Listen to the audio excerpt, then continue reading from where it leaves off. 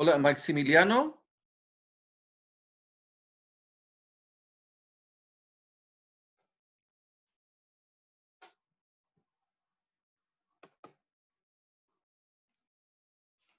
Maximiliano.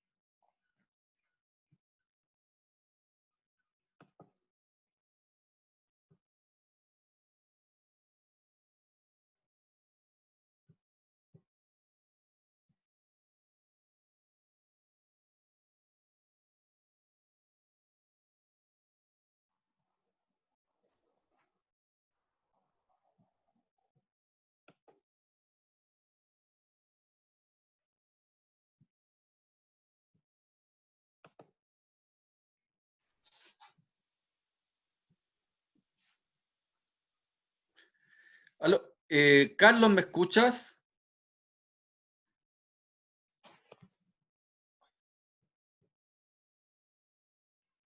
¿Aló? ¿Aló? Sí, profe, lo escucho. Ya. ¿Para mí o no? Yo te escucho también. Es que parece que no están en el estándar de siempre. Yo no sé, parece que puse clave o los dejé en espera. No sé qué es lo que pasó, pero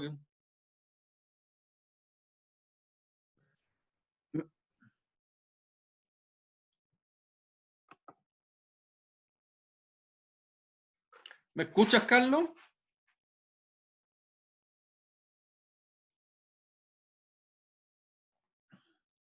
Sí, lo escucho. Ya, perfecto. Vamos a esperar un poquito porque tengo que admitir lamentablemente no dejé habilitado para que entraran automáticamente. ¿Mm? Alberto, ¿estás escuchando? Sí, profe, todo bien. Listo, gracias. Diego,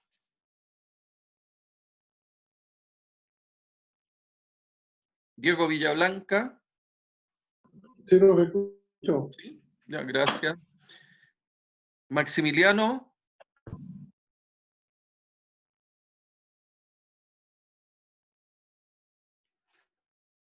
Maximiliano,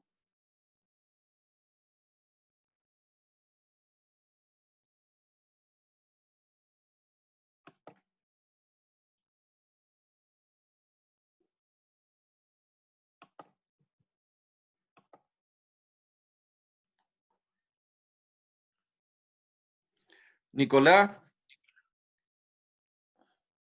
Sí, profesor. ¿cómo está? Muy bien, gracias. Ya, estamos conectándonos porque yo lamentablemente parece que no dejé el ingreso automático, entonces estoy admitiéndolos casi uno a uno. Ah, ya. ¿Ya?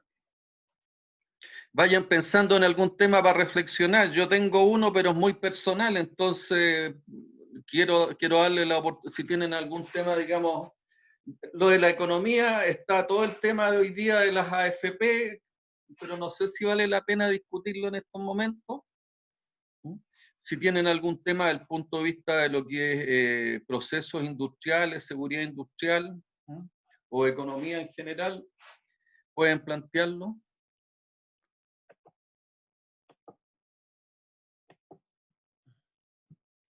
Tal Jorge vez que Santos. Inglaterra se unió a Huawei perdón, A Inglaterra se Estados unió a Unidos Estados con el Unidos. reclamo de Huawei. Exacto.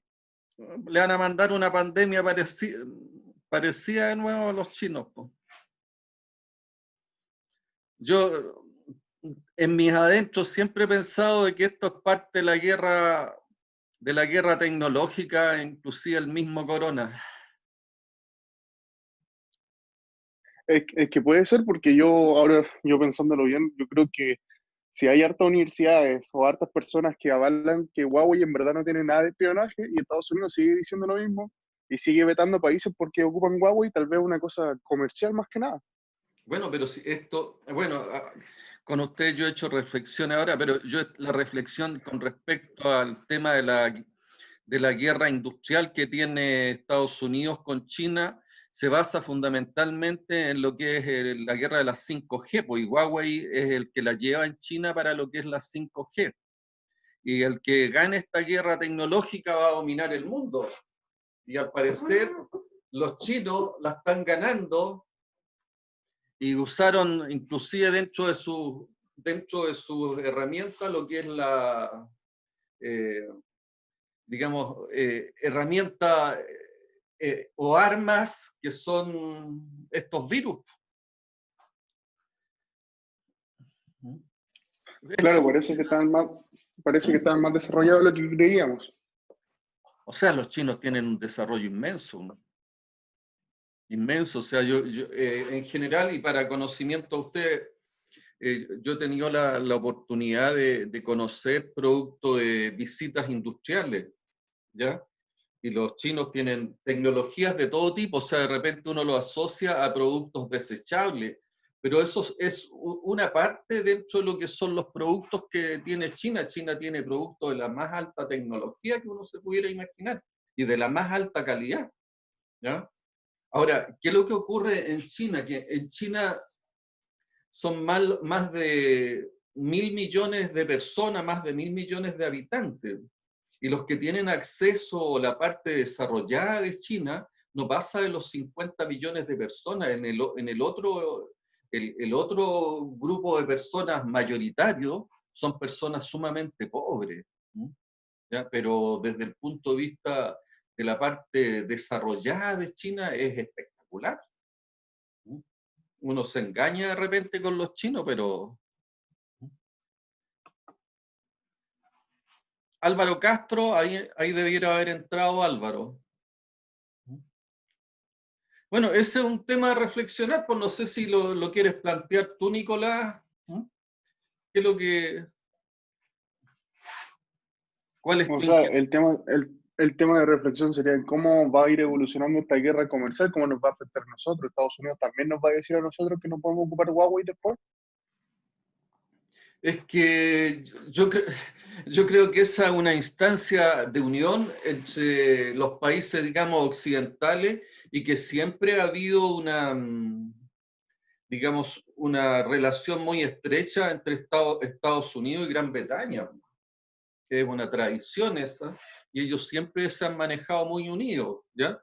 Pero evidentemente, si tú me dices, con todos los que tenga mayores relaciones comerciales, Estados Unidos va a tratar de imponer eso, pero inclusive lo ha tratado de hacer con nosotros somos, digamos, muy pequeños para de alguna manera influir en una guerra de estas características, pero en algún momento Estados Unidos sí nos presionó fuertemente y nos pidió definiciones con respecto en general a las relaciones con China, pero hay que saber también que los chinos son hoy día nuestro principal socio comercial, más que Estados Unidos, ¿ya? Por lo Es tanto, que por eso mismo lo planteo, porque Estados Unidos siempre ha tenido buenas relaciones con Chile y también lo tiene China, entonces ahora existe una discrepancia entre ambos países, o sea, en el caso de Chile y en el caso de Latinoamérica, yo creo. ahora, lo que tú denominas como buenas relaciones comerciales, yo creo que en eso no existen relaciones comerciales, pero la verdad es que en algún momento lo que quisimos ser los tigres de América, o no sé, no me acuerdo bien cómo nos habían denominado, no es tal. O sea, nosotros somos un país pequeño, ¿m? Que ha tenido en algún momento alguna relevancia desde el punto de vista de la aplicación primero un modelo económico capitalista, después hemos evolucionado hacia un modelo neoliberal, y hoy día, producto de la pandemia, ¿cierto?, nuestro modelo económico está en cuestión, y eso de alguna manera ha llamado la atención, sobre todo desde el punto de vista de lo que ha sido Chile en cuanto a crecimiento, no así en desarrollo, porque nosotros como país no hemos logrado llegar a niveles de desarrollo, es así que tenemos problemas en los principales aspectos sociales, que es educación, salud, trabajo, ¿ya? Entonces, en algún momento Chile se ha hecho notar por algunas cosas, pero lamentablemente no hemos derrumbado. Entró recién Elmo Javier, ¿está en contacto o no? Hola, profe, sí, ahora estoy. Listo, gracias.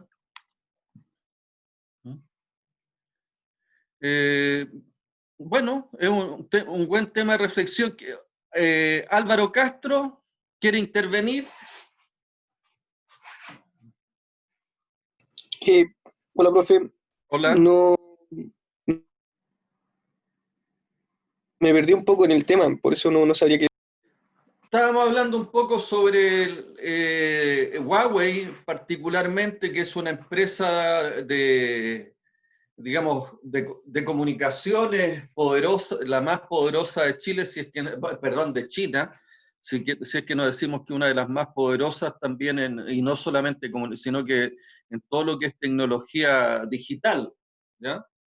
Y que ha salido bastante a la palestra, y es así que inclusive el año pasado en Estados Unidos detuvieron a la detuvieron a una de las principales ejecutivas de Huawei en Estados Unidos, y eso de alguna manera empezó a escalar el conflicto, pero ya este conflicto relacionado con la guerra tecnológica asociado, ¿cierto?, a la 5G, viene desde hace bastante tiempo, y estábamos comentando con Nicolás Valdivia, ¿cierto?, el hecho de que, y esto de alguna manera es un motivo de reflexión para mí, que inclusive parte de la guerra tecnológica ha sido también eh, parte, digamos, como consecuencia de esta guerra tecnológica, también ha aparecido un arma muy dura, que yo creo que es parte de esto, y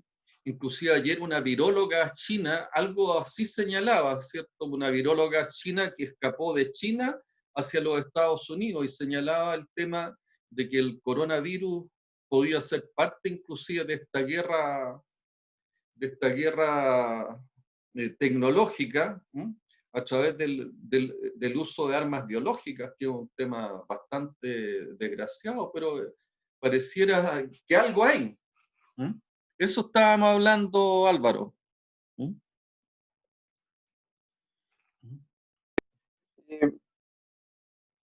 me parece un poco conspirativo igual, pero sí, es un tema de reflexión. Sí, es un tema de o sea, y sobre todo pensando, o sea, aquí lo que tenemos que asociarlo nosotros, aquí esta tecnología, esta tecnología es una tecnología que en definitiva va a significar una revolución en el mundo, porque quien la tenga va a dominar el mundo desde todo punto de vista. Entonces es por eso que de alguna manera esta lucha entre Estados Unidos y China asociado a la 5G es tan cruda. Y la realidad es que uno conoce de los chinos desde el punto de vista comercial, conoce algo del punto de vista cultural, pero no conoce a fondo. China es un país bastante cerrado, si bien es abierto en lo económico, en lo cultural, el tipo, o sea, es uno de los pocos países que es políticamente denominado comunista, con una economía neoliberal capitalista. Entonces, extraño. Eso es lo que estábamos hablando, Álvaro.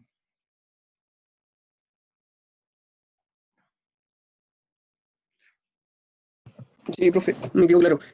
Bueno, no sabría mucho qué poder hablar con respecto a este tema, porque no he investigado mucho el 5G ni estas peleas como capitalistas que hay en el mundo, porque no me llama no me llama la atención ese tema, en realidad. Pero lo que sí me ha sorprendido en estos días son el impacto que tuvo el cambio climático y la lluvia acá en Chile. Ya. ¿Y qué te O impactó sea, me eso? imagino que estas lluvias fueron consecuencia de la disminución en la producción. ¿Cómo? ¿Qué te impactó eso? Me imagino que, que la baja en la producción en los distintos países por el tema de los confinamientos ¿Mm? produjo que bajaran las emisiones de CO2 y en consecuencia, no sé, a lo mejor temperaturas más bajas, que pudieron haber producido que en Chile llegaran frentes climáticos que produjeran Yo lluvia tengo la duda más si ese es un constante, no un fenómeno. invierno regular que debería haber sido. Ya. Es que A por ver, eso también pues, me hace pensar, pues, porque hace cuánto tiempo no hubo una pausa así en las producciones de distintas cosas, y ahora justo se dio una pausa y hubo un año muy lluvioso acá en Chile. Entonces me hace pensar nomás, porque digo, ya. ¿no tendrá algo que ver? ¿Algo Pues así? bueno, a mí me nace la misma duda, pero quiero tomarme y de un comentario para todos ustedes con respecto a una palabra que señalaste tú, de que un poco como que para ti no es de interés y no has leído de lo que significa, ¿cierto?, el modelo económico. O sea, tú me das hay un tema de causa y efecto, ¿cierto? Y cuando uno habla de los modelos económicos, ¿cierto? El modelo económico capitalista, una de las cosas que privilegia dentro de su forma de enfrentar las cosas es la fuerte propensión a lo que es el desarrollo del capital como base. Y eso de alguna manera, ¿cierto?, ha descuidado mucho de aspectos relacionados con esta integralidad de cómo nosotros desarrollamos los procesos. Y es tan así que lo que tú mencionas y lo que te preocupa y que nos preocupa, yo diría a todos, que es el cambio climático y sus efectos, tiene relación con el modelo económico, porque el modelo económico incentiva lo que es el consumo, incentiva lo que es la renta, por sobre todo un aspecto central que tiene, nosotros hemos visto dentro de lo que es el objetivo final, que es lo que nosotros buscamos en todo proceso industrial, que es la integridad operacional. Y la integridad operacional, yo les he dicho, tiene 4 factores, podrían haber muchos más, pero de alguna manera para entregarles a ustedes un modelo y que lo desarrollen y de alguna manera lo puedan estudiar, yo les dije, oye, por un lado está el aspecto rentabilidad, y que yo se lo he graficado que en el tema de las plantas industriales con el EBITDA, ¿ya? Pero por otro lado tiene aspectos bien relevantes como son la sustentabilidad, la sostenibilidad y el HSEC, ¿ya? Y eso son aspectos, ¿cierto?, que el modelo capitalista muchas veces deja de lado. Y ustedes ven, por ejemplo, un signo o signos de esos modelos son algunos gobernantes, como el caso de Donald Trump en Estados Unidos, que ellos tratan de implementar a ultranza estos modelos capitalistas neoliberales, y lo que privilegian por sobre todas las cosas es la producción. O sea, y más que la producción es cómo maximizan la rentabilidad del capital, sin considerar estos aspectos relevantes que son la sustentabilidad, la sostenibilidad, aspectos que en definitiva lo que hacen es generar los equilibrios. O sea, nosotros no podemos producir a cualquier precio, ¿ya? El mismo caso lo que está ocurriendo, por ejemplo, en Chile, que a mí cuando yo veo el tema en la minería aquí en Chile, ¿cierto? Yo vengo y provengo del mundo de la minería, y ahí es donde me formé como profesional y soy un agradecido del tema minero, pero yo lo que veo es que se está produciendo a cualquier costo, y estamos hablando hoy día, ¿cierto?, de que se busca productividad sin mirar las consecuencias en las personas. Y es así que Codelco, que fue la principal empresa donde yo trabajé, tiene del orden de 3.000 contagiados, 9 muertos. Y ¿qué es lo que se está hablando? De una producción negra. Entonces, en general, en la industria, en la empresa y las obligaciones que nosotros tenemos como ingenieros, sin mirar ningún color político, sino que mirar de alguna manera el desarrollo en equilibrio, ¿cierto?, de lo que son los países, y asociados a los países son las personas que habitamos en ellos. Entonces, no, el hecho, ¿cierto?, de que los modelos económicos son los que de alguna manera van generando los distintos paradigmas, van desarrollando. Acuérdense que cuando nosotros queremos emprender algo, lo primero que aparece es la misión, la visión y los valores empresariales, ¿ya? Y si los valores empresariales se fundan y su objetivo netamente es de rentabilidad del capital, entramos a tener problemas, porque las empresas nacen y se fundan para lo que es el bienestar de las personas, para el bienestar de la sociedad. Y el bienestar de la sociedad obviamente pasa, ¿cierto?, porque nosotros mantengamos los equilibrios, los conceptos de sostenibilidad, sustentabilidad, el HSEC, que son parte de la integridad operacional, tienen que ser parte también de lo que son nuestras operaciones. Vi que llegó Valentina, saludo a Valentina, partimos hablando sobre el 5G y la guerra tecnológica de Huawei. Valentina, ¿tiene alguna opinión al respecto? Valentina.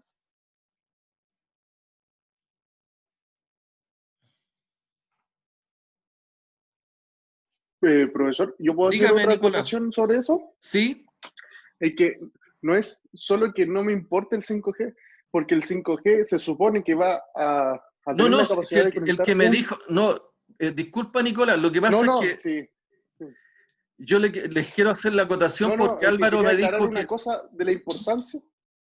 Es que quería aclarar una acotación de la importancia del 5G, que al final, al poder uno conectar 1 millón de dispositivos por kilómetro cuadrado, que es una cantidad absurda, uno podría llegar y conectar absolutamente todo, todas las máquinas y toda la producción podría ser controlada y todo podría ser monitorizado, que es el beneficio real que incluye. Podríamos tener autos que se manejen solos y contener una autónomo. real...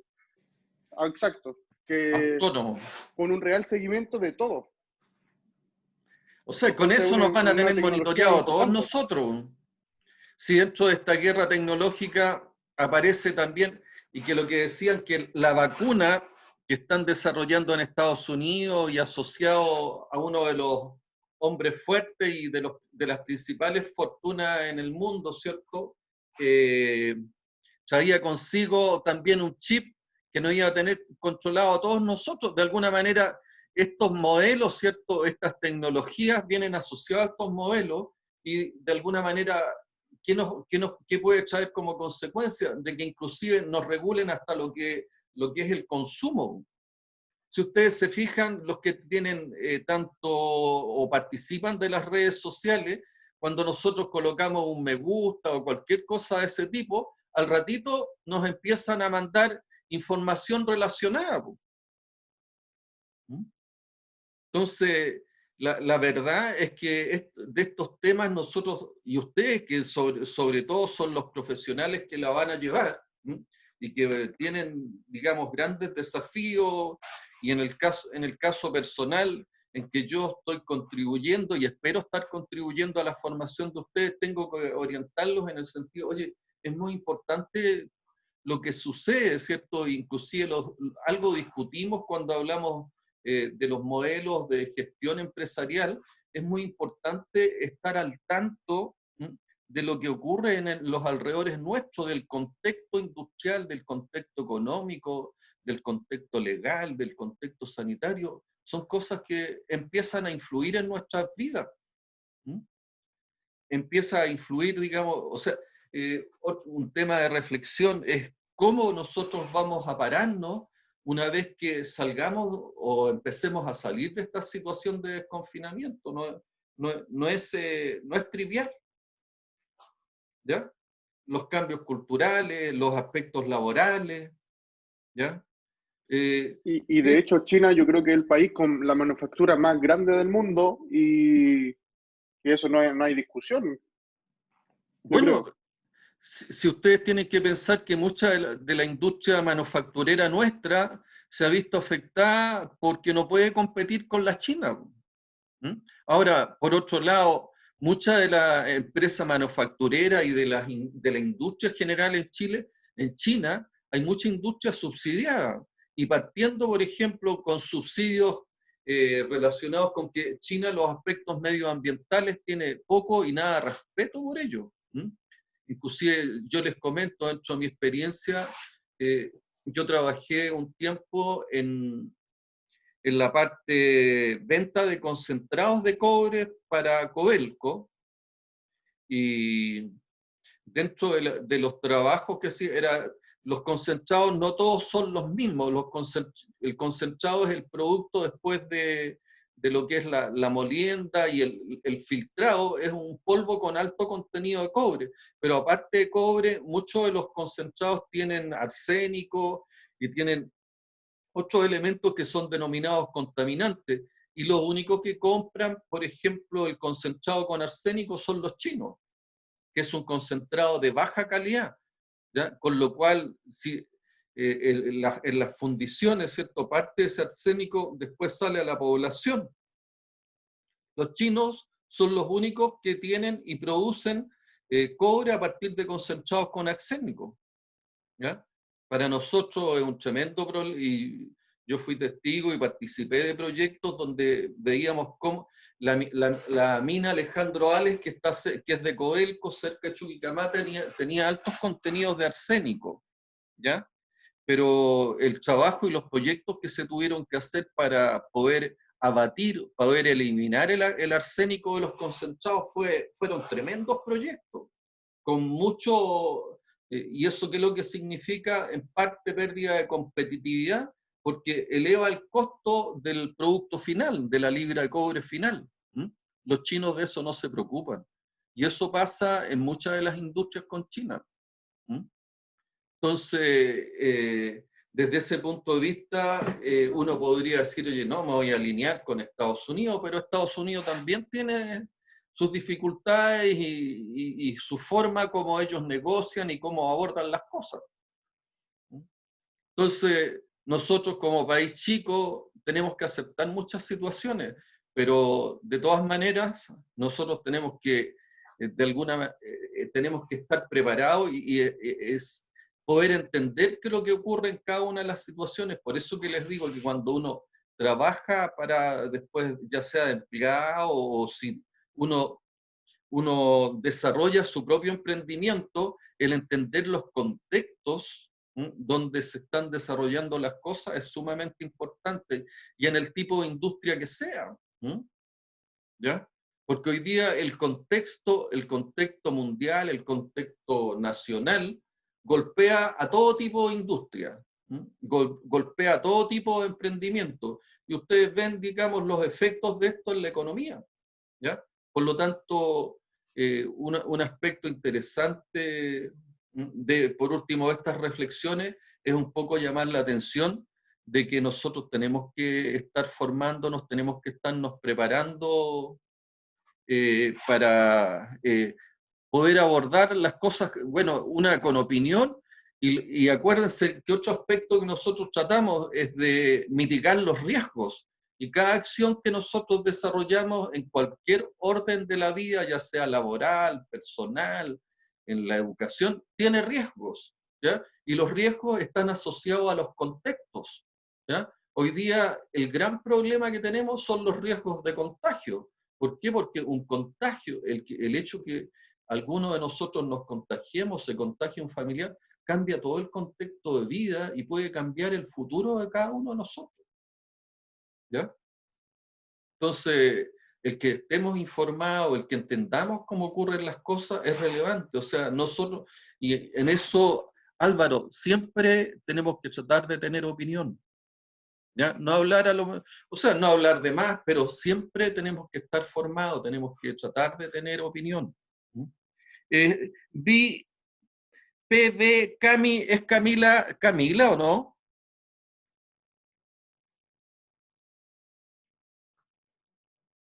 Camila.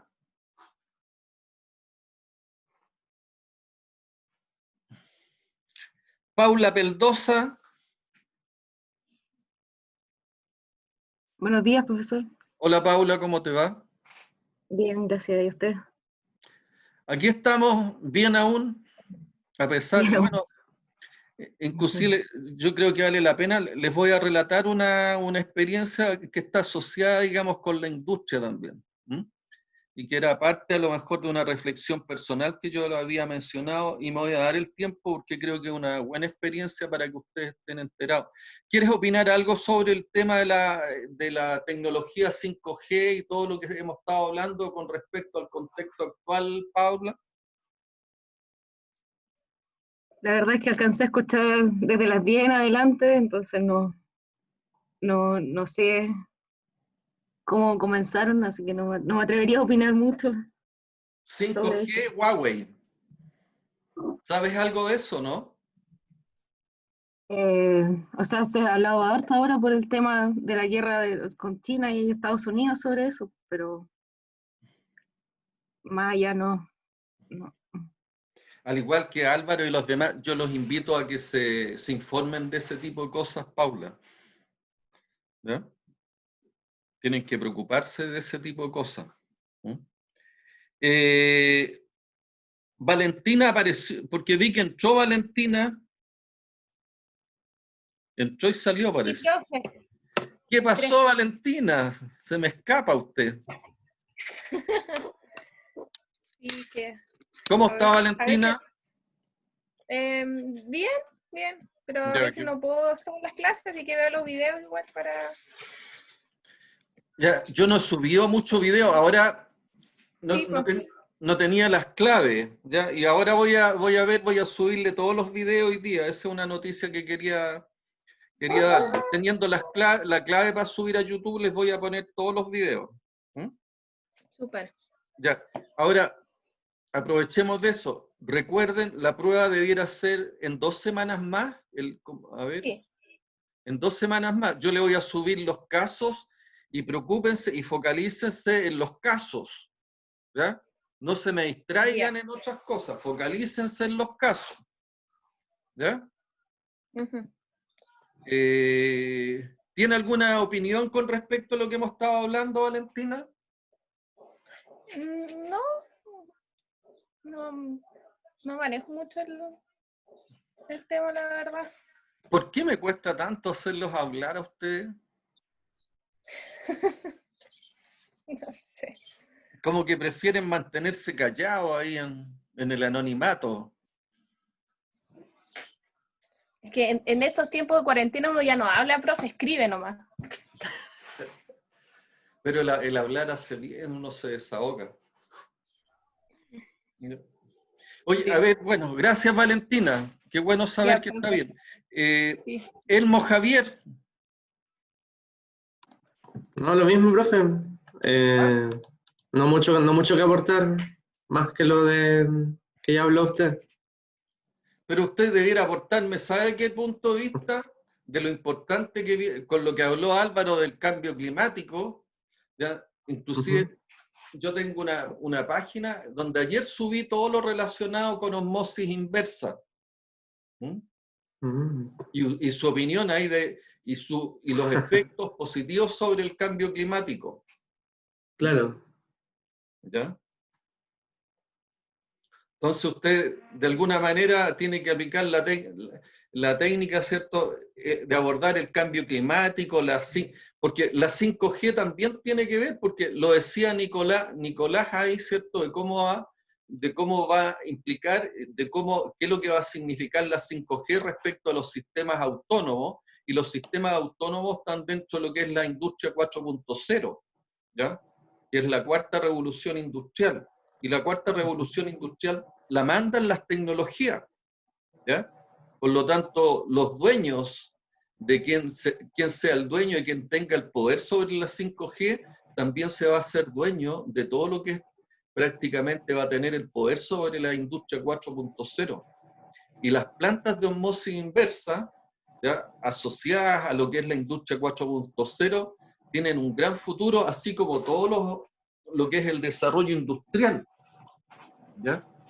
Y ayer también escuchaba, y ustedes deben ubicar, al alcalde de Recoleta, que es Daniel Jadwe.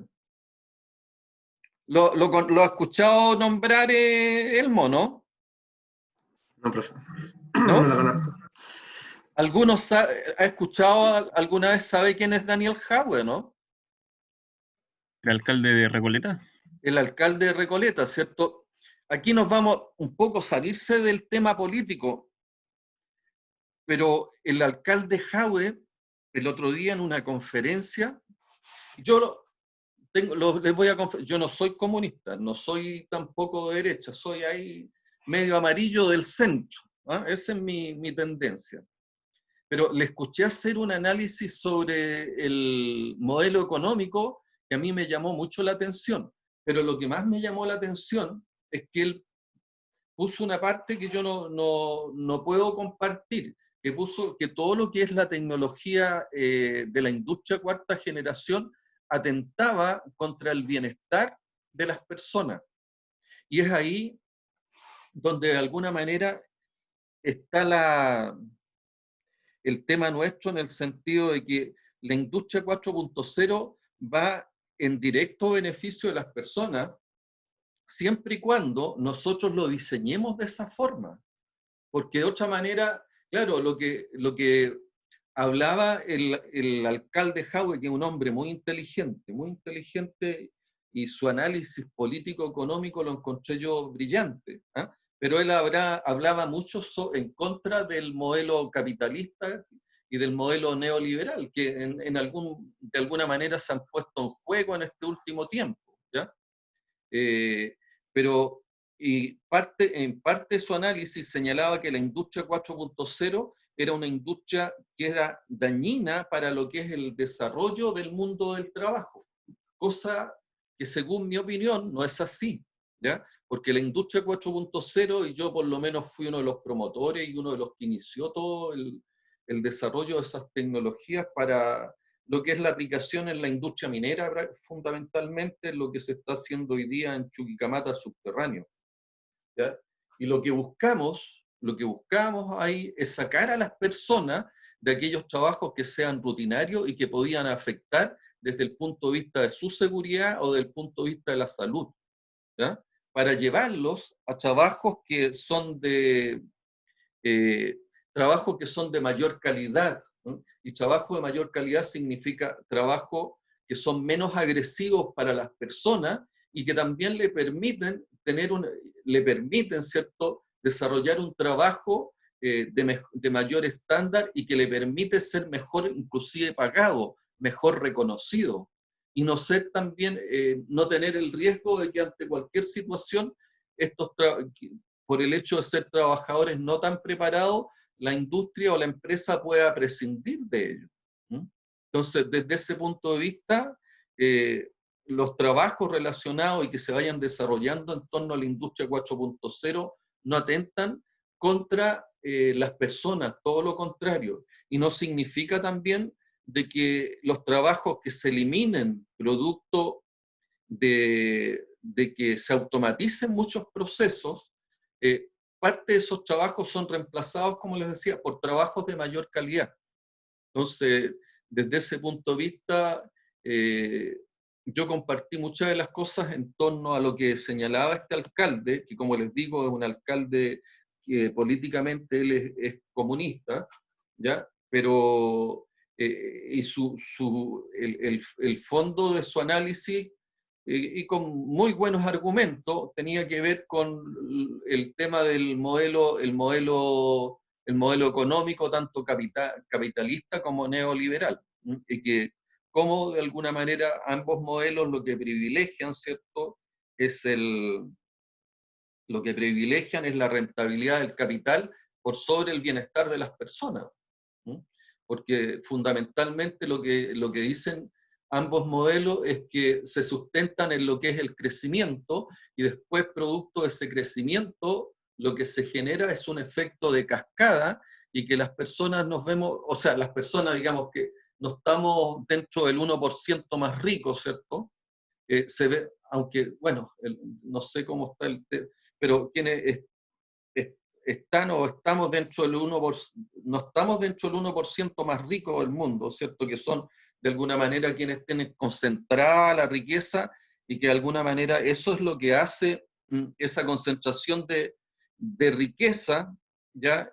Es la que, de alguna manera, se critica a estos modelos capitalistas y neoliberal, porque la idea es que los modelos económicos lo que tienen que permitir es el desarrollo de los pueblos, y ese desarrollo de los pueblos se logra, ¿cierto?, por la vía de la distribución del ingreso. O sea, y el modelo, estos dos modelos, el capitalista y el neoliberal, lo que señalan es que el crecimiento genera un efecto de cascada y a través de esa cascada, y que peyorativamente en algún momento se ha denominado chorreo, ¿cierto? La teoría del chorreo dice que en la medida que crece la economía, los beneficios van a llegar a las personas. Pero hay un tema, y que pasa por el análisis nuestro también, de que los seres humanos somos inherentemente, en la parte inherente somos un tanto egoístas y también somos individualistas, y es una de las cosas que estos modelos incentivan, el individualismo, parte de la discusión que ocurre hoy día también con los derechos de propiedad, todo lo relacionado con las AFP, el derecho de propiedad, el individualismo, son parte del desarrollo del modelo, ¿ya? Entonces, las personas en general somos individualistas, somos de manera inherente también un tanto egoístas, ¿ya? Por lo tanto, si ustedes me dicen esas teorías que pudieran estar relacionadas con modelos matemáticos y todo eso, no funcionan cuando las asociamos tanto a la parte social, porque social y psicológicamente las personas tenemos otra forma. Bueno, creo que me he alargado o nos hemos alargado en el tema del análisis, pero creo interesante de que nosotros nos enteremos de lo que está ocurriendo en el mundo y lo que está ocurriendo en nuestra sociedad. Rocío, ¿cómo le va? ¿La profe bien y usted? Bien, gracias. ¿Se acuerda, Rocío, en qué quedamos, cuáles fueron lo último que vimos en la última clase? La verdad es que no, profe, no me acuerdo mucho. Que fue antes de las vacaciones, ya no me acuerdo. Sí, pues, ya. No, sí, yo los puedo entender.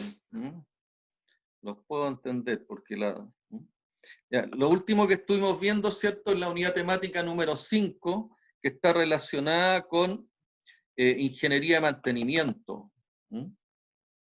Ingeniería de mantenimiento, y que dentro de lo que es la ingeniería de mantenimiento tenemos los aspectos relacionados con lo que es la confiabilidad. ¿Ya? Hemos pasado... ¿Se recuerda un poquito más, Rocío, no?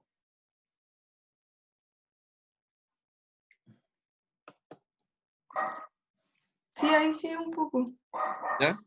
Dentro, la ingeniería, hay que recordar, ¿cierto?, que la ingeniería de mantenimiento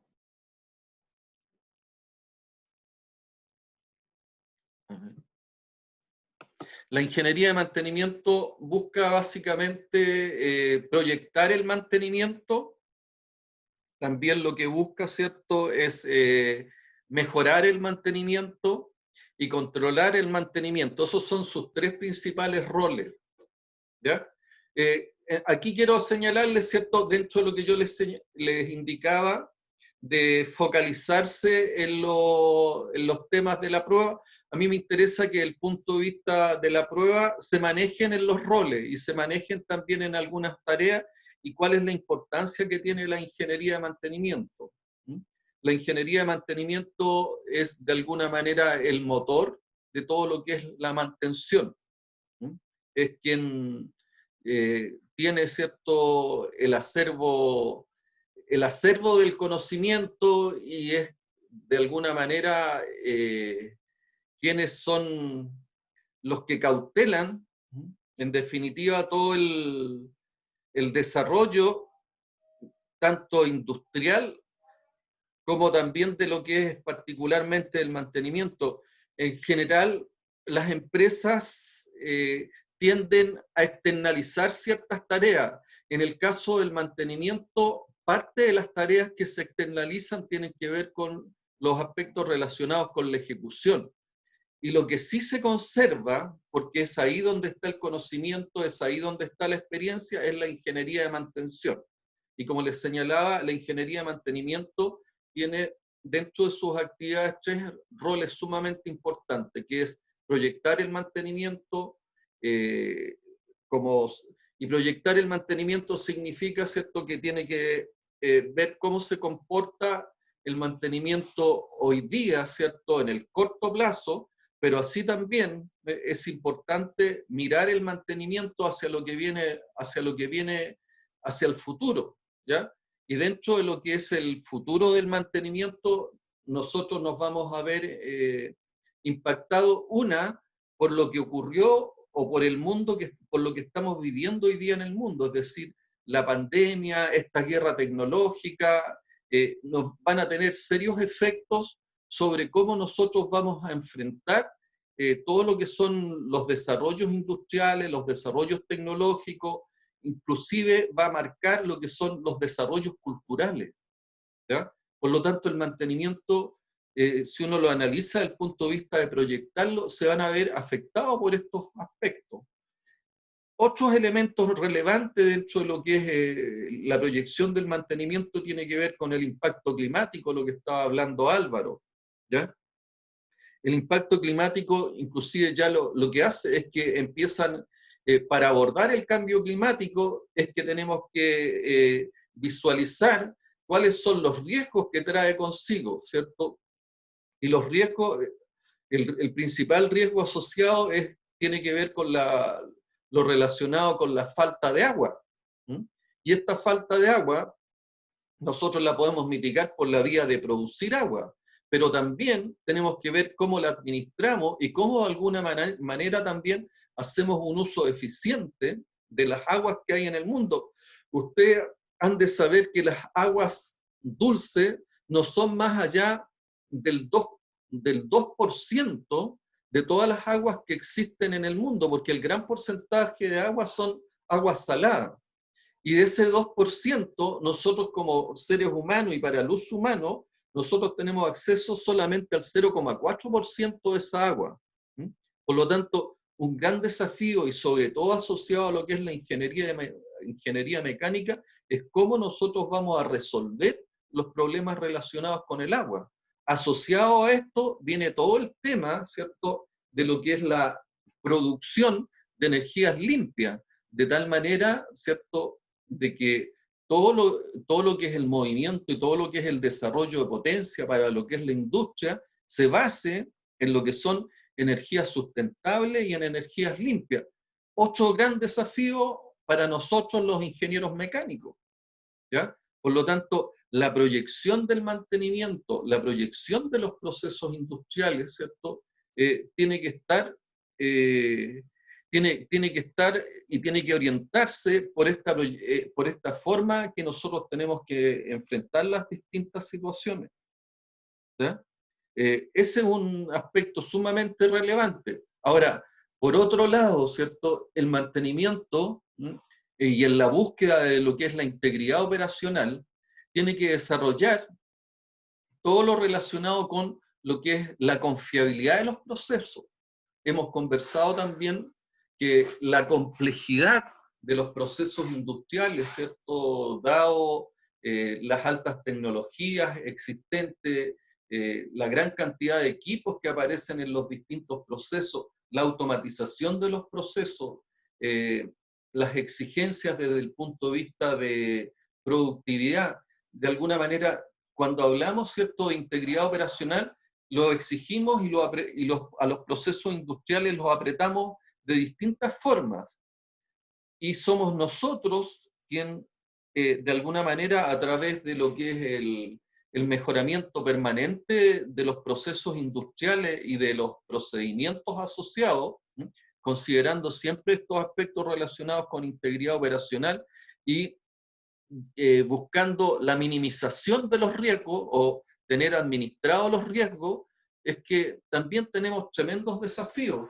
Y eso se van canalizando por este rol de lo que es la mejora y la mejora continua, ¿ya? Y el tercer gran rol tiene que ver con el control. El control es una herramienta muy poderosa desde el punto de vista de mantener administrados los procesos.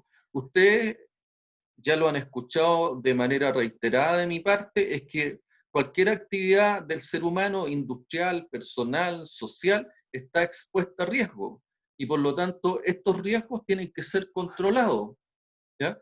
Y la ingeniería de mantenimiento, una de las cosas que se preocupa, ¿cierto?, estar administrando y desarrollando protocolos, desarrollando tecnologías y desarrollando distintos tipos de herramientas que nos permitan tener bajo control los procesos industriales y particularmente los relacionados con el mantenimiento, ¿ya? Y es así también que dentro de las herramientas que tiene la ingeniería de mantención está lo relacionado con confiabilidad. Y es eso lo que empezamos a ver ya la semana pasada.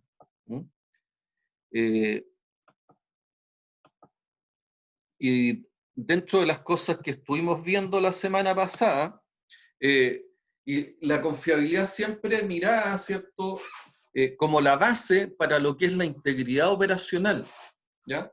La confiabilidad operacional, recuerden, tiene 4 factores sumamente importantes: la confiabilidad humana, la confiabilidad de los procesos, la confiabilidad de equipo y la mantenibilidad. Es decir, cuando yo busco confiabilidad en los sistemas y busco confiabilidad también en los distintos procesos, yo tengo que preocuparme, por un lado, ¿cierto?, de las personas que están asociadas a esos procesos industriales y también de los equipos que están asociados a esos procesos industriales. Y la confiabilidad operacional o la confiabilidad de algún componente, la confiabilidad de algún equipo, tiene particularmente y está relacionada con la confiabilidad inherente, que es la confiabilidad propia, producto de la fabricación, producto de los materiales con que fueron desarrollados los artefactos o componentes, pero también la confiabilidad operacional tiene que ver con la confiabilidad asociada a las operaciones, al operador, y tiene también que ver con la confiabilidad asociada a lo que son los activos, es decir, la confiabilidad asociada a lo que es el mantenimiento. Entonces, nosotros la confiabilidad operacional también aprendimos, ¿cierto?, que en la medida de que yo requiero ya una mayor disponibilidad y requiero un mayor tiempo medio entre fallas, yo tengo que ir aumentando la confiabilidad humana, tengo que ir aumentando la confiabilidad de los procesos, tengo que ir aumentando la confiabilidad de equipo y tengo que ir aumentando la confiabilidad operacional también asociado al tema del mantenimiento, ¿ya? Y tengo que ir haciendo los distintos balances orientados a alcanzar particularmente lo que es la integridad operacional, ¿ya? Entonces, nosotros partimos siempre en las empresas, en la industria, analizando, satisfaciendo una necesidad o resolviendo un problema para la sociedad. Hemos hablado también de que las necesidades son múltiples, son jerarquizables y los recursos son escasos y de uso alternativo.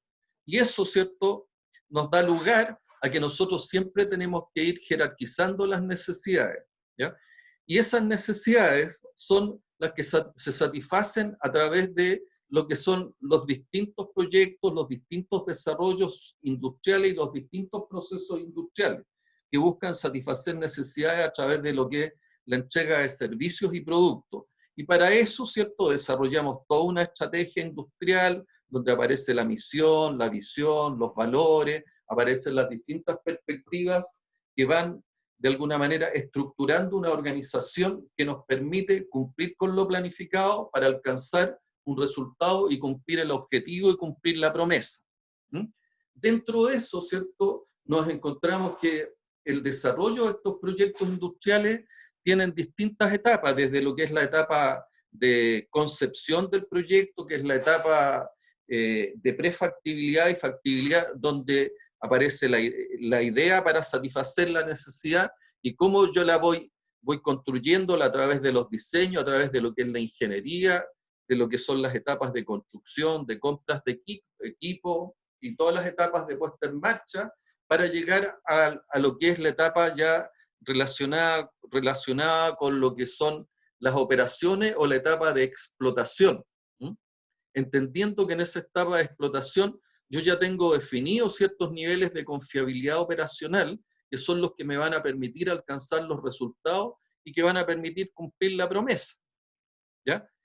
Dentro de lo que es o sea, particularmente dentro de lo que es el proceso de explotación, o dentro de lo que es el proceso de producción, nosotros tenemos, ¿cierto?, una actividad fuerte relacionada con el mantenimiento, pero fundamentalmente se basa en lo que es el ciclo de trabajo de mantención, que es lo que se muestra, ¿cierto?, en la figura donde se llama los procesos de administración del trabajo. Proceso de administración del trabajo que está relacionado, ¿cierto?, de cómo yo configuro todo lo que son las órdenes de trabajo de mantenimiento, cómo a través de la planificación yo logro ordenar cuáles son las prioridades y cuáles son los principales trabajos de mantención, cómo a través de la programación yo desarrollo la logística más adecuada para llegar a lo que es la ejecución, y de la ejecución del trabajo de mantención, yo normalmente lo que estoy haciendo es rescatando una gran cantidad de información que a mí me va a permitir desarrollar todos los trabajos relacionados con el mejoramiento que señala la ingeniería de mantención y mejoramiento que se hace a través de lo que es la ingeniería de confiabilidad, que es lo que nos convoca, ¿ya? Y es lo que aparece, ¿cierto? El mejoramiento de la confiabilidad es lo que aparece, ¿cierto? Esto que estamos conversando en la slide, en la parte superior izquierda, ¿ya? ¿Y qué es lo que buscamos? Buscamos mejorar la confiabilidad. Bueno, el mejoramiento de la confiabilidad yo lo logro, ¿cierto?, abordando aspectos relacionados con el análisis del comportamiento humano, tanto en la operación como en el mantenimiento, analizando todo lo relacionado con la confiabilidad de los procesos, su configuración y sus procesos, estudiando todo lo relacionado con lo que es la confiabilidad de equipo, ¿cierto?, en relación al contexto operacional donde se desenvuelven sus estrategias de mantenimiento, y estudiando también todo lo relacionado con la efectividad del mantenimiento, de manera de buscar extender el tiempo medio entre fallas de los sistemas. Y finalmente, ¿cierto?, la confiabilidad operacional está muy relacionada con lo que son una de las herramientas fundamentales en todo el tema relacionado con alcanzar los niveles de integridad operacional, que es la mantenibilidad. La mantenibilidad tiene que ver con todos los aspectos relacionados con facilitar el mantenimiento, y se basa, ¿cierto?, en disponer de personas calificadas, de disponer planes de mantenimiento adecuados, de disponer herramientas de administración del mantenimiento como son los ERP, donde yo les he mencionado particularmente el SAP, de disponer de repuestos de calidad y en forma oportuna, de disponer de los protocolos de planificación y de disponer de una infraestructura adecuada también para el mantenimiento. Señalar que tanto la mantenibilidad como la confiabilidad operacional deben diseñarse en todo lo que es esta etapa previa en los proyectos industriales, que es en la etapa donde yo desarrollo las actividades relacionadas con ingeniería conceptual, con los diseños, y también tiene que ver, ¿cierto?, en cómo, de alguna manera, yo posteriormente, en la etapa ya de explotación, desarrollo todos los procedimientos y cómo ejecuto todos los procedimientos relacionados con el mantenimiento. Entonces, asociado a la ingeniería de confiabilidad y buscando, ¿cierto?, todo lo relacionado con proyectar, mejorar y controlar el mantenimiento, tengo una serie de actividades que están relacionadas con las distintas unidades de activos que se disponen dentro de la empresa. Yo tengo activos fijos, tengo activos, equipos que son rotatorios, equipos móviles, tengo distintos tipos de activos y la confiabilidad tiene que generar las técnicas y desarrollar las herramientas de mejora para cada uno de ellos. Tengo también todo lo relacionado con el aspecto humano, ¿ya? Y en el aspecto humano nosotros hemos hablado que la confiabilidad operacional tiene como componente importante la confiabilidad humana. Y esta confiabilidad humana, está relacionada con la captura de talentos, el desarrollo de talento, el desarrollo de competencias de las personas. Las competencias están desarrolladas, ¿cierto?, con el conocimiento, con las habilidades y con la motivación. Por lo tanto, es bien importante, ¿cierto?, que nosotros el tema del desarrollo de herramientas para alcanzar el nivel de confiabilidad humana, que en definitiva es el que me permite minimizar la cantidad de errores, es un aspecto que nosotros, dentro de lo que es la ingeniería de confiabilidad, tenemos que cultivar y tenemos que desarrollar.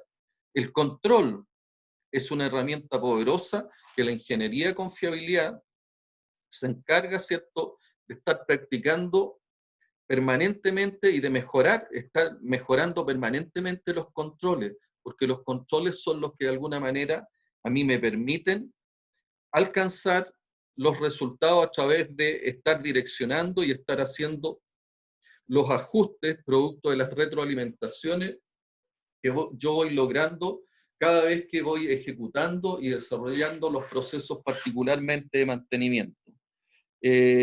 Buscar también, ¿cierto?, todo lo relacionado con el costo ciclo de vida y con todo lo que es optimizar el nivel de confiabilidad operacional, que también nosotros lo hemos estado analizando y lo hemos estado estudiando, es otro aspecto importante, ¿ya?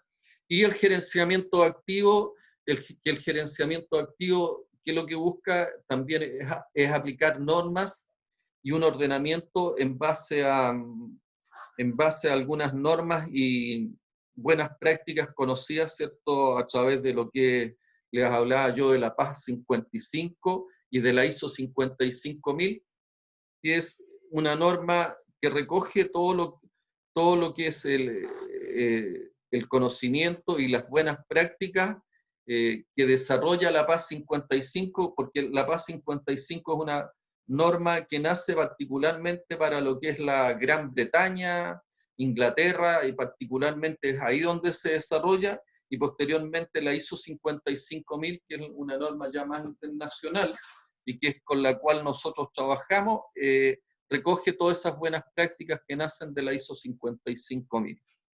Para eso, ¿cierto?, y para alcanzar los niveles de confiabilidad operacional, es que nosotros hemos estado aprendiendo en el desarrollo, y espero que hayan logrado aprender, ¿cierto?, una serie de herramientas y métodos para desarrollar planes y estrategias de mantenimiento que se orientan a disminuir los riesgos de falla particularmente y entender claramente cuáles son las fallas que pueden tener consecuencias de carácter catastrófica para los procesos industriales.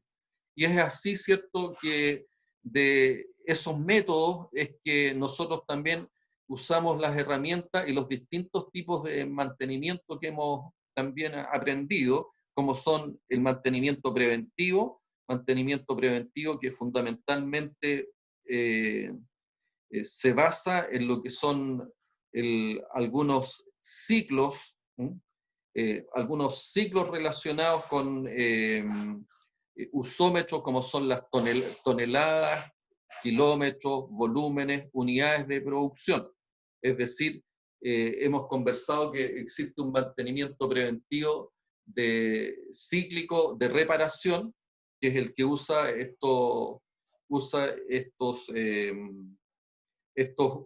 usómetros, ¿cierto? Como son las toneladas, los kilómetros y las horas, y también existe el mantenimiento preventivo cíclico de sustitución. El de reparación lo que hace es que pesca el componente y lo cambia por uno nuevo o uno reparado, y el que sacó lo manda a reparar. Y el cíclico de sustitución lo que hace es que toma el componente usado, ¿ya? Y se deshace de él, ¿ya? Se sustituye, ¿ya? Pero se sustituye por uno nuevo, ¿ya? ¿Cuál es la desventaja que tiene el mantenimiento preventivo frente al predictivo? Es que es más caro porque uno no utiliza todo el potencial que tiene el componente. A diferencia del predictivo, el mantenimiento predictivo o a condición es aquel que usa algunas herramientas no destructivas y que se desarrolla por la vía de inspecciones sistemáticas y a través de rutinas de trabajo, ¿ya? Que se encargan de estar monitoreando de manera permanente con alguna herramienta, alguna de estas herramientas de monitoreo, como son el análisis de vibraciones, análisis de aceite, termografía, que son algunas de las más importantes. Están monitoreando ciertos parámetros y una vez que determina que hay una falla potencial, hace todo el análisis de tal manera de empezar a preparar el equipo para una futura mantención sin detenerlo a condición, ¿cierto?, de que los parámetros operacionales estén dentro de los estándares. Le hago mención de esta y particularmente porque esta está muy relacionada con la pregunta número 6 del RCM, que es el mantenimiento predictivo y mantenimiento preventivo, y particularmente me interesa el mantenimiento predictivo a condición. ¿Cuáles son las etapas que se tienen que cumplir? ¿Ya? Y cuáles son las herramientas que existen para poder desarrollarlo, y cuáles son las condiciones que necesariamente tienen que existir para aplicar el mantenimiento predictivo. ¿Se entiende hasta ahí, Rocío?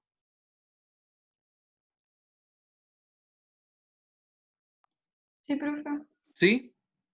Entonces, quiero hacer énfasis en lo que es esta herramienta del mantenimiento predictivo, porque es parte del conocimiento focalizado que yo les he señalado, ¿ya? Aparte del mantenimiento preventivo, el predictivo, hay planes de contingencia, aparecen el rediseño como una herramienta también que aparece producto de la aplicación tanto del RCM, del TPM o de algunos de estos métodos de mantenimiento, y también el mantenimiento correctivo o el mantenimiento a la falla, que es otra de las actividades que uno siempre debe tener presente y que muchas veces también se utiliza como una herramienta, ¿cierto?, dentro de lo que son los planes de mantención. Valentina, ¿alguna consulta? No, profe. ¿Ya? Jorge Sandón. No, profe, no aún. ¿No? Elmo. Profe, tengo una consulta. Dígame. Cuando nos dice que se refiere a la pregunta 6 del RCM, ¿a qué se está refiriendo? No la pregunta, sino que a la otra cosa, lo que estamos viendo ahora. Particularmente me interesa que ustedes entiendan qué es lo que es el mantenimiento predictivo, cuándo se aplica, cómo se aplica, cuáles son las distintas etapas y cuáles son las condiciones que se tienen que dar para que yo pueda aplicar un mantenimiento predictivo. Ya. Me interesa también que entiendan qué pasa cuando yo no encuentro una tarea predictiva o no encuentro una tarea preventiva, una tarea proactiva, y el riesgo de falla me va a afectar el HSEC. Eso me interesa también que lo entiendan de sobremanera. ¿Qué acciones debo tomar yo si no encuentro una tarea del tipo preventiva, del tipo predictiva, y el riesgo de falla me va a afectar a alguno de los factores del HSEC? ¿Podría decirme, Nicolás, qué es lo que ocurre en ese caso?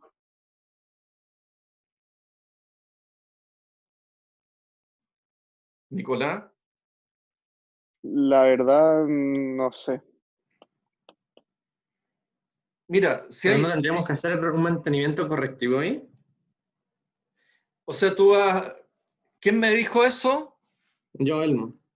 Ya, Elmo. Ya. Ahí es donde quiero hacerle el principal énfasis, ¿ya? Cuando ustedes, ¿cierto?, no encuentran una tarea del tipo predictiva, que es la primera tarea que yo debiera buscar porque es la que me genera mayores beneficios, si no encuentro una tarea predictiva a condición, y no encuentro una tarea preventiva, ya sea cíclica de reparación o cíclica de sustitución, y la falla que yo quiero abordar es una falla que me puede afectar la salud de las personas, me puede afectar la seguridad de las personas, o me puede afectar el medio ambiente, o me puede afectar las comunidades, yo necesariamente tengo que entrar a rediseñar. Porque si tú aplicas una tarea correctiva, significa, Elmo, que tú dejaste que el sistema fallara. Y ese sistema, si falló, puede agredir a las personas desde el punto de vista de seguridad o salud, puede agredir al medio ambiente o puede agredir a las comunidades. Y eso es inaceptable. ¿Ok? Entonces, si yo no encuentro una tarea del tipo predictiva o no encuentro una tarea del tipo preventiva, ya sea de reparación o de sustitución, y esa falla a mí me puede resultar en una agresión a alguno de los factores del HSEC, yo necesariamente tengo que entrar a rediseñar mis procesos. ¿Se entiende, Elmo? Sí, profe. Gracias. ¿Hay alguien que no entiende ese concepto?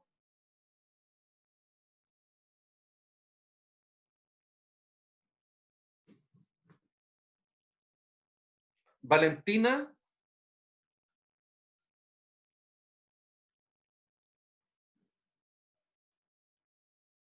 ¿Valentina? Sí, profe. ¿Te queda claro ese concepto, no? Sí. ¿Sí? Jorge Osandón.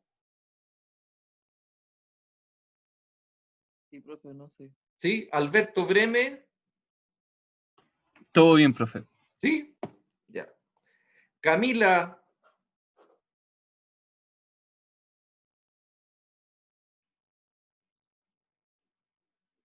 La Camila se puso presente nomás y desapareció.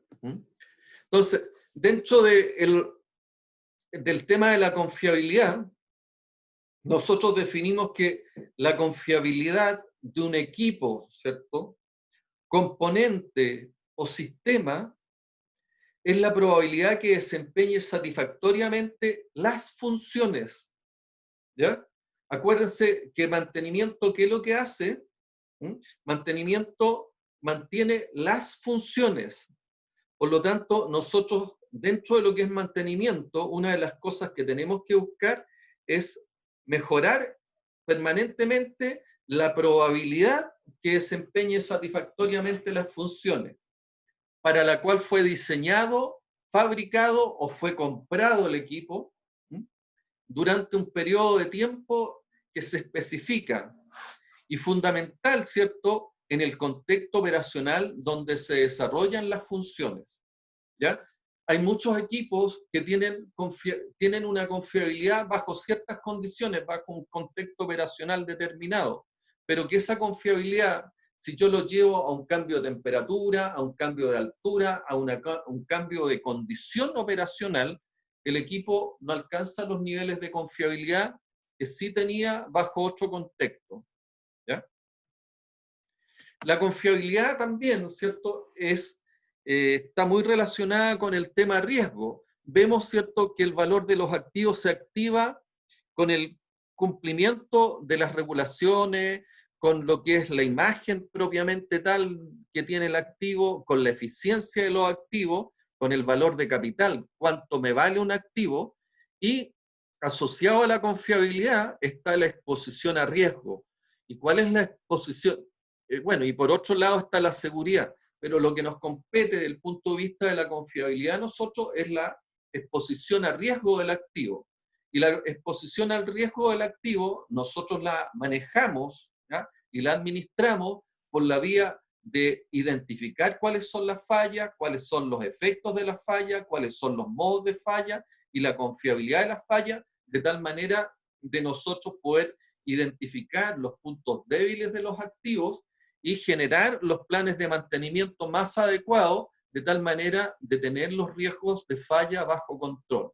Sobre todo aquellos riesgos que son de alto impacto y que pueden tener alguna consecuencia del tipo catastrófica. En la medida de que nosotros tenemos los niveles de confiabilidad operacional más adecuados para los sistemas, los procesos y los componentes, es que nosotros incrementamos y le damos valor al activo. Y es una de las cosas que nosotros buscamos permanentemente también en todos nuestros procesos industriales. Tenemos que insistir, ¿cierto?, en los aspectos que nosotros tenemos que analizar cada vez que buscamos mejorar confiabilidad operacional.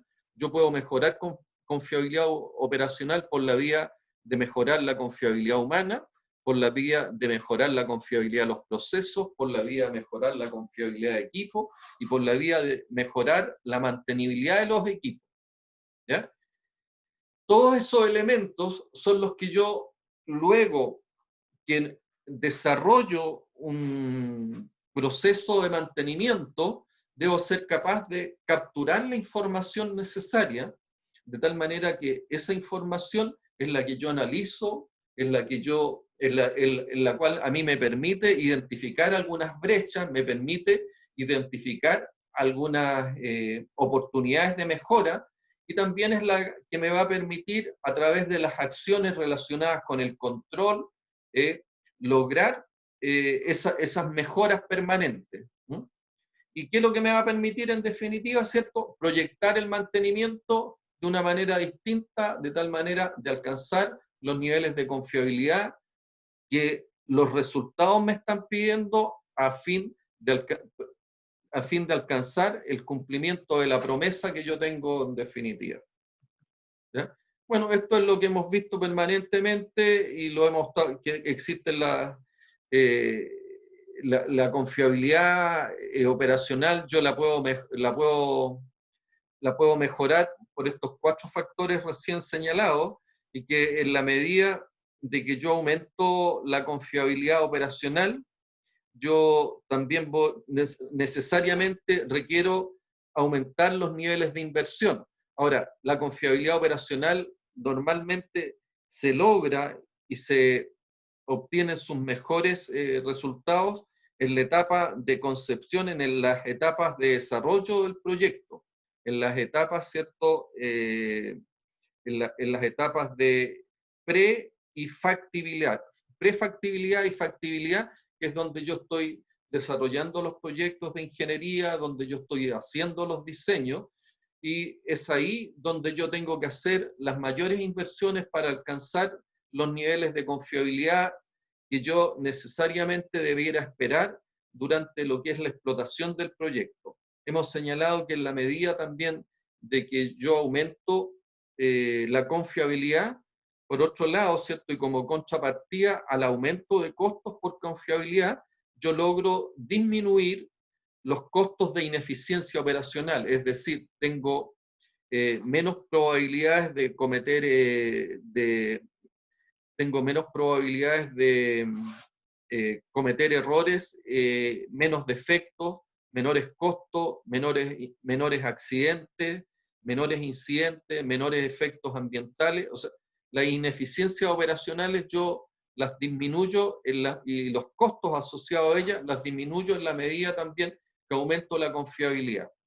Y eso, una de las cosas que me permitía, ¿cierto?, es construir esta curva agregada de costo y alcanzar el nivel de confiabilidad óptimo, que es el que me permitía también alcanzar el nivel de EBITDA óptimo. ¿Ya? Bueno, esto es la misma curva, ¿cierto?, donde se muestra que en el costo mínimo de la curva agregada yo obtengo el nivel de confiabilidad óptimo. ¿Ya? Esto es parte de lo que hemos conversado en el modelo de mantenimiento, en la etapa 8 del modelo de mantenimiento, y en esta etapa 8 es donde yo hago el análisis del ciclo de vida del proyecto o el análisis del ciclo de vida del activo. Y es ahí donde, de alguna manera, yo voy proyectando el mantenimiento hacia adelante, mirando cuáles son los niveles de confiabilidad que yo debiera tener para alcanzar los resultados que dan lugar a la satisfacción de la promesa o a la satisfacción de la necesidad, ¿ya? Y con ello también obtener los réditos que la empresa también anda buscando, que fundamentalmente es una rentabilidad, pero considerando siempre los aspectos que hemos señalado relacionados con la integridad operacional, ¿ya? Entonces, el análisis del ciclo de vida es una etapa importante, y este análisis del ciclo de vida se tiene que desarrollar y hacer cada vez, ¿no?, que nosotros nos enfrentamos a situaciones extraordinarias, ¿ya? Una situación extraordinaria es precisamente la que estamos viviendo hoy día. Es decir, todas las empresas, y en general las industrias, todas las industrias hoy día sí están haciendo, ¿cierto?, un análisis de la situación, un análisis de la situación actual y un análisis del ciclo de vida y cómo debieran proyectarse y cómo debiera desarrollarse la industria en el futuro, dado este nuevo mundo, esta nueva forma de enfrentar las cosas post pandemia. Y evidentemente el otro tema relevante, y que si bien Álvaro señalaba que podía ser una esperanza el hecho de que hemos tenido mayores precipitaciones y hemos tenido algunos cambios desde el punto de vista climatológico, la realidad es que el cambio climático sigue presente y va a ser un tema tan relevante o tan agresivo como lo está haciendo esta pandemia hacia el futuro. Por lo tanto, tenemos que prepararnos para eso. Entonces, la confiabilidad, señalábamos que la confiabilidad se puede medir y existen ciertas maneras de medir confiabilidad de un equipo, componente o sistema. Desafortunadamente, y particularmente en el caso de la confiabilidad, ninguna de las formas de medirlo es suficientemente completa por sí solo. Y sí, una combinación de medidas puede ser satisfactoria para la mayoría de los casos. ¿Y cuáles son los elementos de medida? Es que la función de confiabilidad, que es la probabilidad de que un sistema falle antes de tiempo, y son todos algoritmos matemáticos, ¿cierto?, que nos permiten hacer este cálculo de lo que es la confiabilidad. La esperanza de vida, que también podemos calcularla de manera teórica, y también a través de lo que, de manera empírica, a través de lo que son laboratorios, y en el caso práctico, en la industria, es la esperanza de vida normalmente está relacionada con la historia que tienen los equipos hacia atrás. Les cuento, o sea, cuando uno quiere hacer muchas veces reemplazo de equipo, ¿qué es lo que hace? Hace un análisis de todo lo que es la esperanza de vida a través del historial de falla que tienen los equipos. Y de esa manera logra tener la esperanza de vida y logra inclusive construir algunas curvas y construir, normalmente estas curvas están muy relacionadas con las distribuciones tipo Weibull, que es la que más funcionan para el comportamiento de los elementos mecánicos, ¿ya? La distribución de Weibull, la función de Weibull es una de las que más funciona para estos efectos y es con las cuales uno podría calcular teóricamente, ¿cierto?, la esperanza de vida. Y empíricamente puede sacar estos datos, toda esta información que están en los ERP y que nos permiten, ¿cierto?, hacer estos análisis de probabilidades estocásticas. La intensidad de falla, que es una de las que, la intensidad de falla, o el lambda que se llama, es la probabilidad de fallar en un intervalo de tiempo, ¿ya? En un intervalo de tiempo t, entre un intervalo de tiempo de un t determinado más un delta t, ¿ya? Y esa intensidad de falla yo la divido por el tiempo del intervalo. Y eso me permite también determinar esta intensidad de falla. Estas tres formas, o la combinación de estas tres medidas, a mí me permite, ¿cierto?, alcanzar de cierta manera y poder medir la confiabilidad de un equipo. Algunas funciones de confiabilidad, donde particularmente aquí aparece la de Weibull y aparece la exponencial, son las que les presento aquí.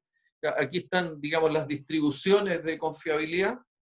Esto es para, bueno, en esto inclusive ustedes se manejan bastante bien y son algunas de las más conocidas y de las más utilizadas desde el punto de vista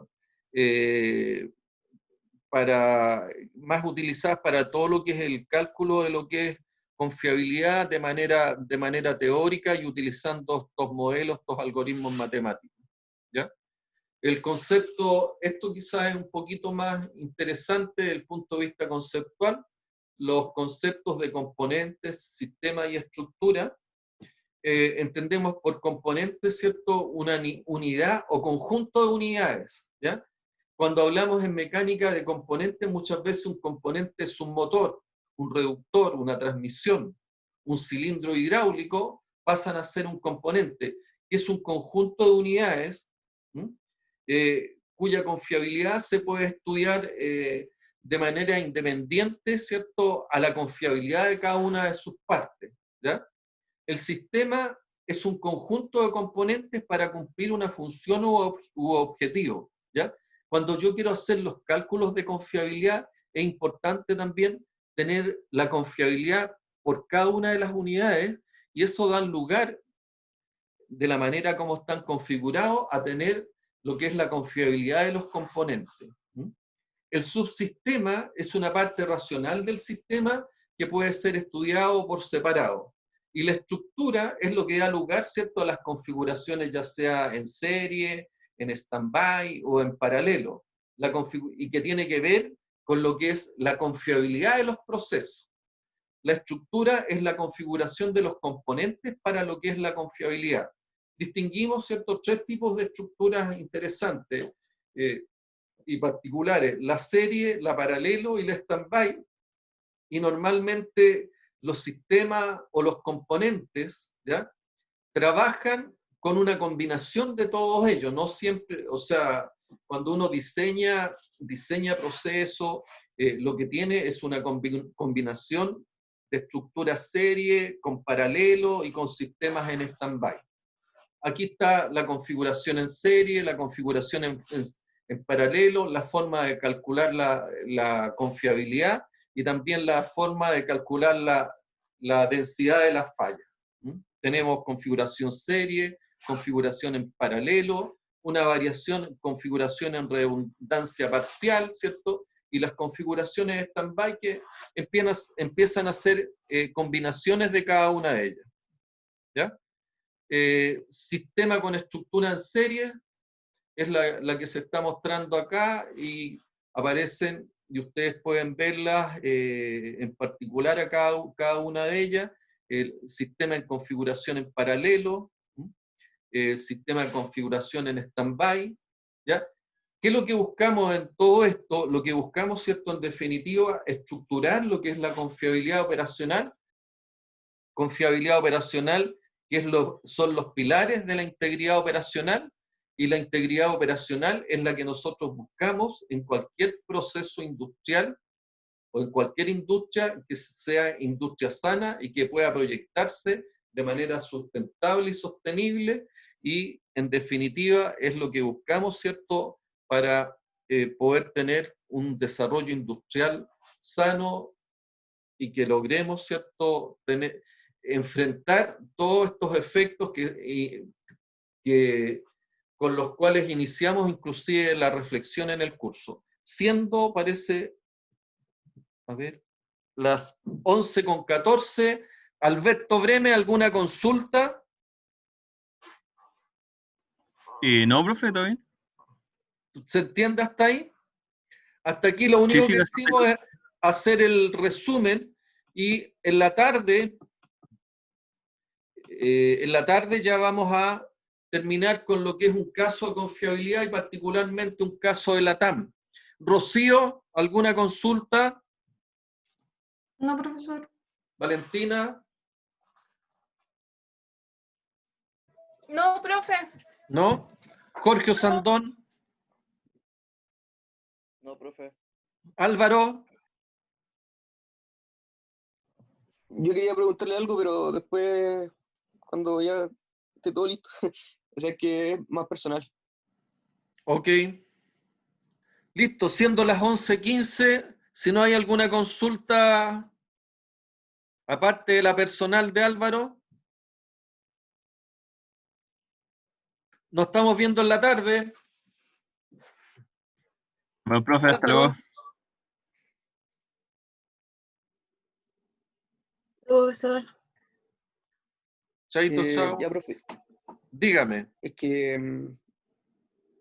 en esta semana estuve buscando la práctica ¿Ya? y me salió la práctica en Unilever, en la parte ¿Ya? de La Unilever fabrica... mantenimiento.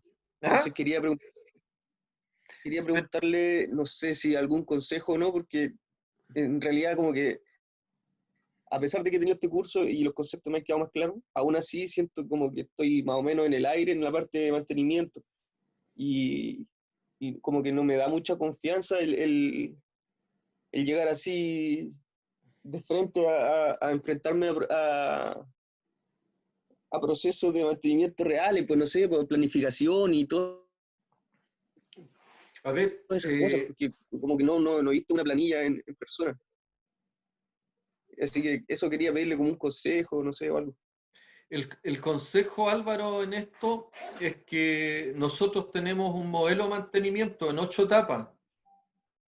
¿Mm? Ese modelo de mantenimiento y lo que tú has estado haciendo en las tareas, ¿ya? Es a lo cual tú te vas a ver enfrentado en la industria, ¿ya? A lo mejor, inclusive, mucho más rudimentario de lo que hemos conversado nosotros. Normalmente tú te vas a encontrar que en las empresas el mantenimiento preventivo es lo máximo que tienen, ¿ya? Hay mucho mantenimiento a la falla. Entonces, como te digo, para poder abordarlo, importante primero, familiarízate con el lenguaje, ¿ya? Y cuando uno llega a planificación del mantenimiento, la planificación del mantenimiento se basa mucho en lo que son las rutinas asociadas a SAP, que es el ERP que uno utiliza, ¿ya? Y en ingeniería de mantenimiento es lo que hemos estado conversando nosotros. Y si tú me dices, lo que hemos estado conversando nosotros es mucho más avanzado también de las capacidades que tienen de aplicar las empresas. O sea, más que ir asustado, ándate con la tranquilidad que tú, si tienes conocimiento y puedes aplicar lo que has aprendido acá, no vas a tener ningún problema. ¿Ya? Ya, profe. Sí, es que era como por ejemplo, tenía entendido que en este curso había laboratorios de... Sí, pero en los se veía un laboratorios, poquito más. tú en ningún caso vas a ir a hacer análisis de vibraciones. A lo más vas a ir a medir vibraciones. ¿Ya? Y esos laboratorios lo que más ven es el tema, digamos, de análisis de vibración, análisis de severidad y análisis de frecuencia, y alineamiento y balanceo. ¿Ya? Ah, ya. Entonces, si tú me dices, ¿qué podría resultar si tienen equipos rotatorios, bombas, y te van a decir, mira, ¿sabes qué? Hay que ir a medir vibraciones. Y para ir a medir vibraciones te van a pasar un aparato que se llama el IRD. Y el IRD te permite medir, y todos los análisis, fórmulas, las fórmulas de las formas de Fourier y todo eso que uno utiliza respecto a las vibraciones, nosotros no hacemos nada de eso, lo hace todo el aparato, el aparatito que te mide vibraciones. O sea, las transformadas de Fourier las hace el IRD, no las hacemos nosotros. Por lo tanto, ahí tú vas a tener un valor, ¿ya? Claro. Y ese valor de severidad de vibraciones también está normado, oye, dependiendo de las revoluciones, del tipo maquinaria, donde estén fabricados, te va a decir, este es el estándar que tiene que cumplir, y el IRD te va a indicar de inmediato y debiera estar calibrado si tú estás basado en el tema de las vibraciones. Entonces, si tú me dices, ¿qué es lo que hay que entender ahí? Hay que entender que los equipos, ¿cierto?, no pueden exceder de un nivel de vibraciones determinado. Y lo otro que uno enseña en el laboratorio se aprende y se enseña, ¿cierto?, a lo que es un poco hacer el análisis un análisis de frecuencia. Y ese análisis de frecuencia está asociado con el tipo de falla. O sea, dependiendo del tipo de frecuencia que uno identifique, pues, ¿qué es lo que uno interpreta? Oye, ¿sabes qué? Aquí hay un desbalanceo, hay un desalineamiento, o hay un problema, ¿cierto?, del punto de vista del anclaje de la máquina. O puede haber algún problema con algún sistema de engrane. ¿Te fijas? Eso, entonces, ¿qué es lo que tiene por un lado? El análisis de severidad y por otro lado, los análisis de frecuencia de vibración que te permiten identificar dónde puede estar la falla. Esos son los dos grandes conocimientos que tú tienes que tener en vibraciones. ¿Ya? Algo así como, algo así como ir chequeando las tablas de control. Bueno, fundamentalmente, pero eso es, uno, el análisis de severidad, nivel de vibraciones, y el otro análisis es análisis de frecuencia de vibración, que te permite identificar, oye, ¿de qué tipo de falla se trata? Oye, ¿está desalineado? ¿Está desbalanceado? ¿Tiene un problema desde el punto de vista de anclaje la máquina? ¿O podría tener algún problema relacionado con algún sistema de engrane, que se haya roto algún engranaje, y eso te va a dar una frecuencia de vibración? ¿Te das cuenta? Sí.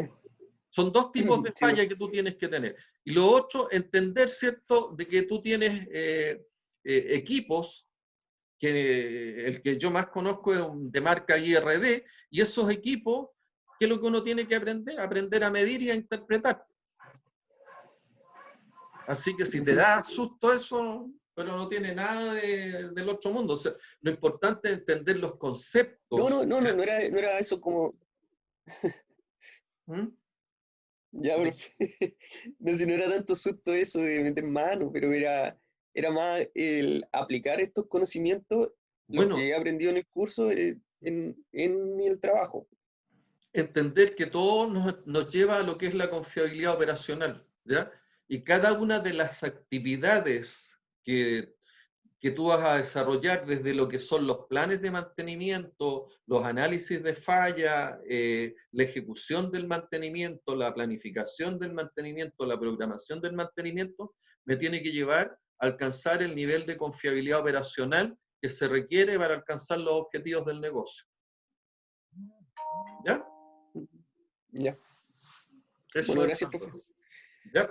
Nos vemos en la tarde. Ya. Nos vemos. Chao. Chao. Profe, yo tengo una consulta también. Dígame. Respecto al tema de la investigación aplicada, ¿sigo esperando nomás? ¿Busco más información? Yo creo que con la investigación aplicada, con el último informe, estamos al otro lado, Elmo. ¿Lo leyó? Sí. Ya. Bueno, voy a igual intentar seguir buscando información, porque lo que me acuerdo que no me había quedado claro a qué se refería con el método Lean. Si eso era como el 5S o era otra cosa. El Lean Production. Sí. El Lean Production es una metodología, pero ahí métete a YouTube. O sea, a ver, parte de la investigación es que tú explores, ¿cierto?, en bibliografía, pero hoy día la web, el Lean Production, métete a YouTube y hay de todo, y terminemos ahí, que me concluya sobre lo que es el Lean Production. ¿Ah? Ya, profe, perfecto. ¿Ya? Métete a YouTube. Ya. Pero en no hay definitiva es una metodología de producción liviana, ¿ya? Ya. Que nace en Toyota y que considera, entre las herramientas que tiene, es el 5S. El 5S me da lugar al TPM. Hay otras herramientas como el Just in Time, justo a tiempo, ¿cierto? Con todo lo relacionado con el suministro de repuestos y materiales para lo que son las líneas de producción. Pero hay una serie de técnicas que están relacionadas. Claro, ¿ya? sí, eso lo estuve leyendo. ¿Ya? Ya. Listo. Ya, profe, chao, que esté bien. Ya, chao.